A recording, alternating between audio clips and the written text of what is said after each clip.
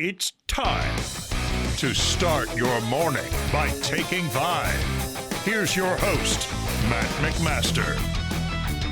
You're listening to Take 5, a quick 5-minute take on the biggest things happening in Nebraska sports. I'm your host, Matt McMaster, and we will go to Lincoln to talk about the Nebraska basketball team who suffered an embarrassing, a detrimental, a unexpected, a whatever you want to call it, insert negative adjective here, loss.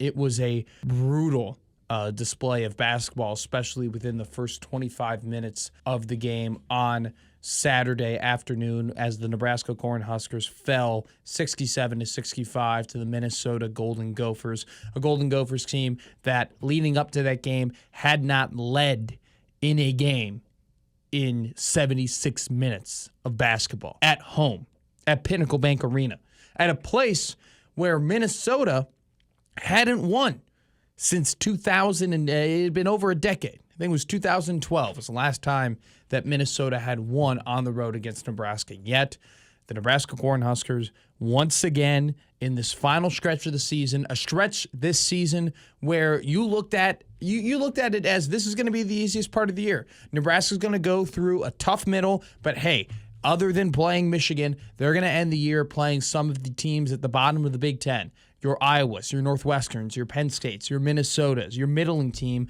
like Ohio State.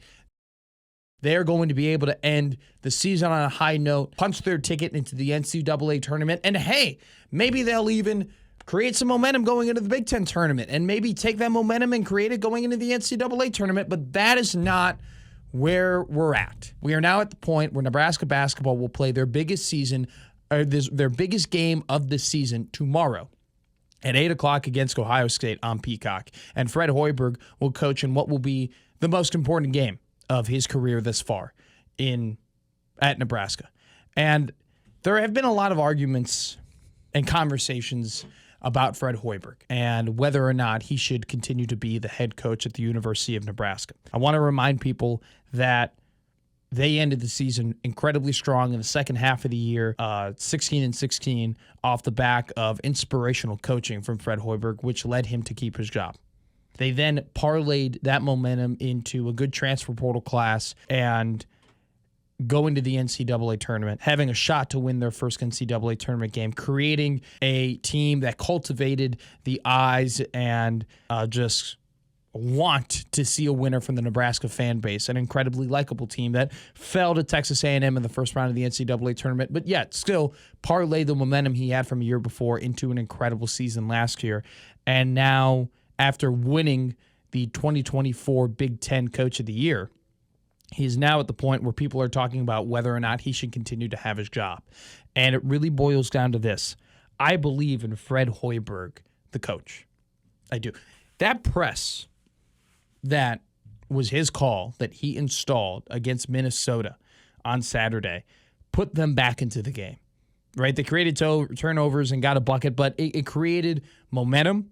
It made Minnesota lose their confidence. They lost their rhythm on offense, and they were Nebraska was allowed to get back into the game because Minnesota could not click at the same rate they were before post-press. That is one of many pretty good coaching decisions Fred Hoiberg has made in game this year. But the problem is that Fred Hoiberg as a general manager, Fred Hoiberg off the court, Fred Hoiberg as a scout, Fred Hoiberg as a developer of talent has failed this Nebraska basketball program.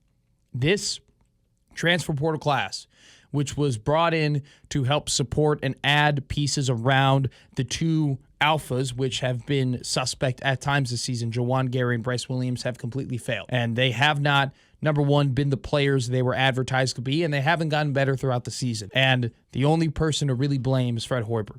And so I think that if Fred Hoiberg loses tomorrow, we have to have a real discussion of whether or not he should continue to be the Nebraska basketball head coach.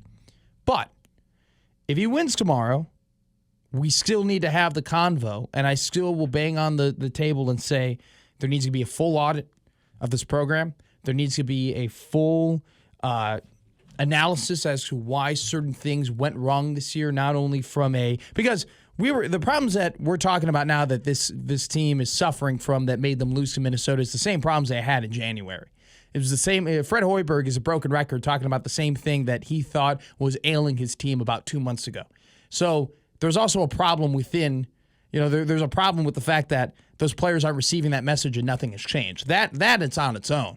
But just from a talent acquisition and talent development standpoint, there needs to be a full out of the program, and there needs to be a consensus or solution that comes together at the end of this season that is forward-thinking, that helps solve the problems of this season so it never happens again next season. That's at bare minimum, okay? That's where we're at after the Minnesota game. But tomorrow, after the Ohio State game, we might be in a very, very different position, a position that I don't think we would have been in. Thanks for listening to Take 5. I've been your host, Matt McMaster.